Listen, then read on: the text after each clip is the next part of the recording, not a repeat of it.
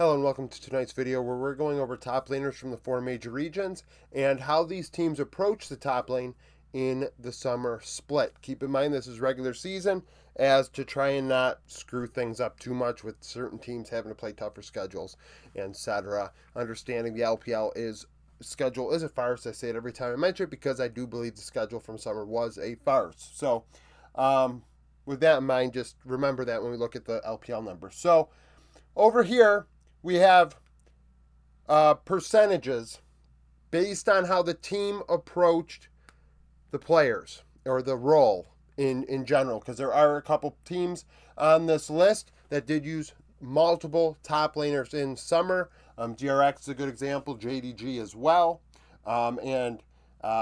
So we have damage share. So how much damage did that role produce relative to the rest of the team?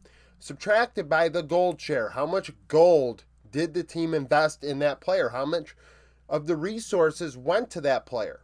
Because in my opinion, a great player is going to deal more damage than the gold they're receiving in terms of a carry-oriented role. Now, if you're more of a facilitator or a weak side player, or you prefer that, you're going to end up on the other side, because over here, you're going to have players that, you're not giving me you're giving me gold, but I'm playing more of a tanky role. And if that doesn't vibe, right, if you look at it, you say, why is X player over here, they didn't play facilitator champions or tanks or things. And it's like, that's because that player actually didn't come through with the damage for the team relative to the gold they were receiving. So it's interesting, too. We can look at this and say the LEC clearly had something going on, because we have the notables here. Those that are above 1% into the positives. And over here we have negative 2% and lower. Everybody else that's not listed fell in between those two numbers. And I'm not going to list all 45 teams. But SK, Irrelevant, Team Heretics Wonder, and Rogue with Finn all had over 2% in the positive. In the positive. So they were dealing more damage than the gold they were receiving. They did a lot of work relative to the rest of the team. The team was giving gold to other players that were not dealing as much damage. And maybe it's carry versus facilitator and things like that. Something to consider. After that, we have, so the drop-off, 2.2 to 1.5. That's a big jump, right? D plus Kia with Kingen, FearX Clear, Doran, HLE, Broken Blade with G2, and Zeus with T1, all above 1%. They are dealing damage. And we think Zeus carry-oriented. BB could carry. Doran, more of a weak side player, but is very efficient. One of the best facilitators and weak side players in the world. FearX with Clear. He performed at a high level this past split. A lot of people overlooking him. I made him one of my all-pro team members. And D plus Kia with Kingen. Kingen played a carry-oriented role in the top lane. Now, negatively, we have Thunder Talk with Hoya. That's not a massive shock. Hoya is not a carry player. When you think of Hoya, you do not think carry. So negative 2%, somebody else is going to do work for the team. Beshwan probably in tomorrow's video will be on this side of the board for Thunder Talk. JDG, Sheer, and Flandre splitting the duties. Well, we see negative 2.35%. So it makes sense. You could say, it's Flandre playing facilitators. Sheer didn't do much better in this department. Honestly, it's not a shock, though, because Sheer is a rookie and had no academy experience, really, to mention. So it was a big learning curve this entire season for him.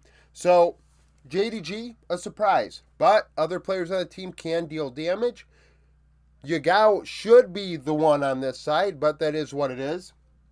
Cloud9 Thanatos, you wouldn't think Thanatos would be on this side, but he is. He didn't deal as much damage as he was receiving gold.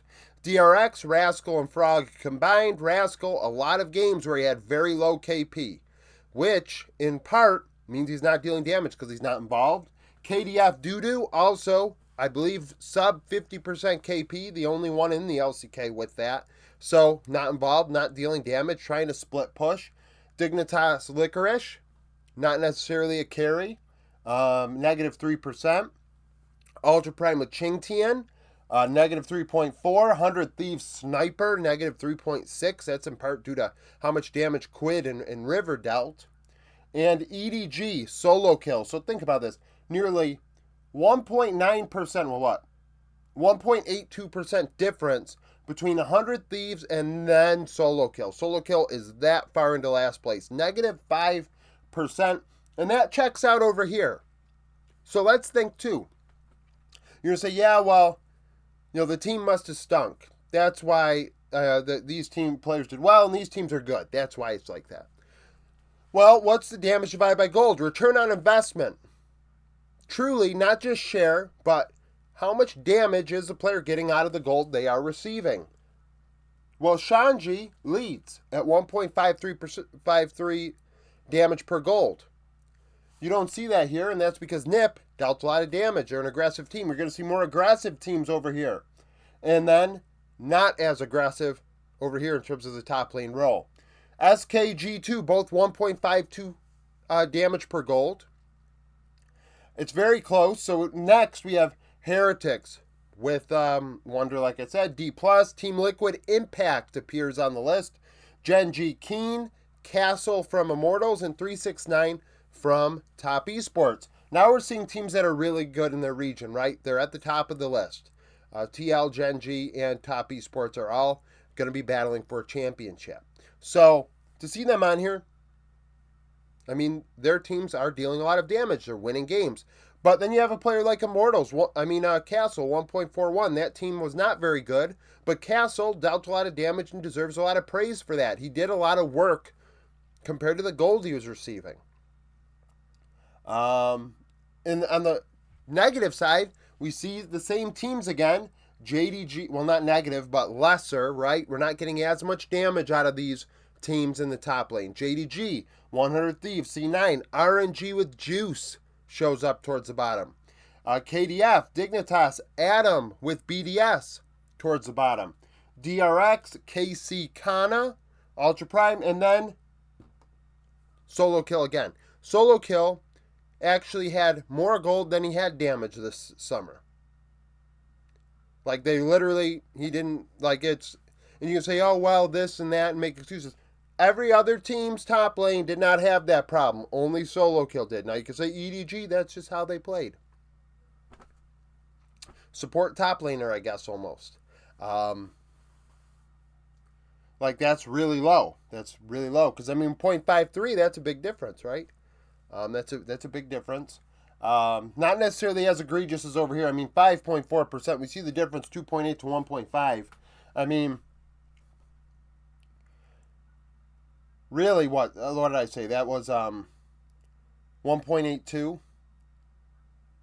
So really, it's everybody on here. The difference between SKT1 is the same difference from 100 Thieves to EDG. And this isn't to say that these top laners are the best. They're just dealing the most damage. They're doing the most work with what they're given, and in my opinion, that's an important thing to consider. We look at players and say, oh, well, this and the third. Well, what's the team actually doing for them in terms of gold? Are they getting the resources necessary to do work? And these players did work with those resources. They dealt damage. These players did not, for whatever reason. You can comment down below with why you think that might be.